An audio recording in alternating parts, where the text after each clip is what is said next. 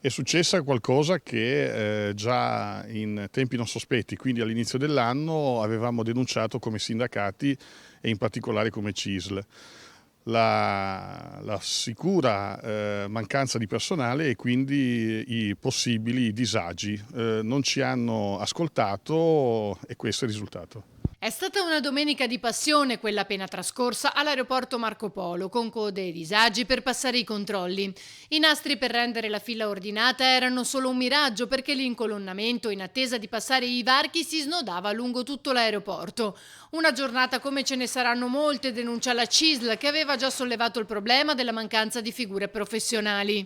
L'aeroporto non è più un polo attrattivo, i contratti sono brevi, le paghe sono paghette, quindi le persone preferiscono, anche per un fattore di stress, trovare altri posti e quindi l'aeroporto rimane sguarnito.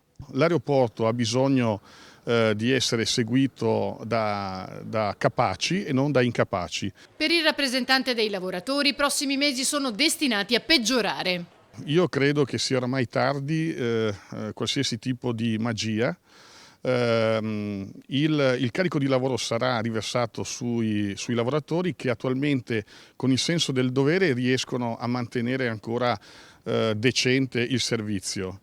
Certo che lo scontro fra il senso del dovere dei lavoratori e invece la ricerca del profitto delle aziende imploderà e imploderà a sfavore degli utenti. Si è arrivati a questo punto perché si è cercato di accontentare i soci, si è cercato di accontentare, diciamo così, il quotidiano senza pensare come gente esperta e gente di aeroporto poteva fare, trovare nel momento di calma le soluzioni.